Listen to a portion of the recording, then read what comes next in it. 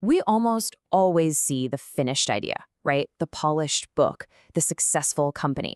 But what we rarely get to see is the messy chain of influences, the internal contradictions, and, yeah, the failures that happen behind the scenes. So to really understand how ideas are built, we're going to deconstruct a modern entrepreneur. And look, this isn't about admiring him. It's about learning from his construction, tracing that intellectual DNA that shapes his work, and maybe, in turn, our own. Every idea tree, it has roots. And for Vaynerchuk, those roots are planted deep in the soil of an immigrant experience, a place where business wasn't just a choice, it was a necessity. Yeah, his early life wasn't about some fancy business school theory. It was a very practical, hands-on education in supply and demand. I mean, from flipping baseball cards in his bedroom to taking the family wine shop online, the core lesson was always the same. Spot an opportunity and then work relentlessly to make the most of it. So experiences like these, they forged these foundational traits that really became the trunk of his entire philosophy. You have this intuitive grasp of how markets work, combined with an immigrant's work ethic, seeing a real opportunity where everyone else just saw a distraction. And from those roots, this central, powerful trunk grew, a really clear, endlessly repeated philosophy that was kind of perfect for the internet age. And here it is. This is the heart of the Crushing It philosophy, a message he's been broadcasting for more than a decade now. It's a potent mix of two ideas that just landed at the perfect cultural moment. One, that your passion should be your job, and two, that making that happen requires an almost superhuman amount of work and personal accountability.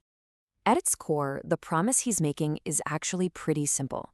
He's saying that fulfillment and financial success can merge, but only if you're willing to build a public brand around something you genuinely love, and then just serve that community, often for years, with no expectation of getting anything back.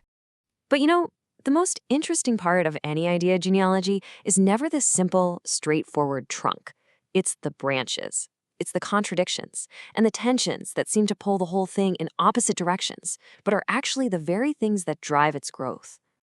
Okay, so on one hand, he preaches extreme patience for the ultimate goal. That's the marathon.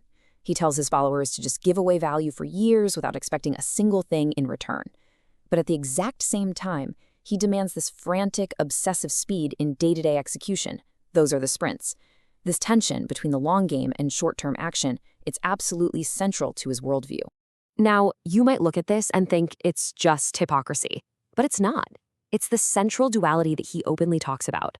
The engine of his ideology is fueled by two things at once: this stated desire to provide selfless value to other people, and a massive, completely unapologetic personal ambition. The thing is, one serves the other. And these ideas, with all their internal tensions, they've produced some undeniable fruit. We're talking about countless entrepreneurs who basically adopted his blueprint at a really critical moment in their lives. Yeah, stories just like Pat Flynn's are everywhere in his ecosystem. People who found his words when they were at a crossroads and then just radically changed their path. Architects becoming podcasters, lawyers becoming vloggers, all of them following a pretty similar playbook. And this is that blueprint his followers tend to use. It's a pretty consistent journey that always prioritizes long-term value over any short-term gain.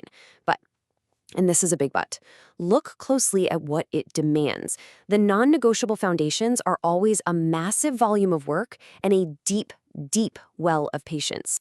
So when we see these success stories, it's really crucial to pause and ask a reflective question. Would this particular set of ideas, and all the trade-offs that come with it, would it actually work in your life, with your circumstances? Or does it only work in theirs? Because deconstructing an idea tree like this, it's not about judging it or trying to imitate it. The whole point is to develop an awareness of the ideas that influence you so that you can consciously build your own. When you think about it, every person you follow, every book you read, every idea you absorb, it becomes a part of your own intellectual DNA. That choice of who gets to influence your thinking, well, that's ultimately yours. So take a moment and reflect on the ideas we've just unpacked. That relentless hustle, the demand for patience, that blend of altruism and ambition. Are those ideas truly yours? Or are they maybe echoes you've just inherited from someone else's tree without even realizing it? If you want to explore this a bit more, you can find the extended audio version of this analysis on all the usual platforms. We release new explainers every Saturday through Wednesday. Join us next time as we trace the intellectual lineage of Naval Ravikant.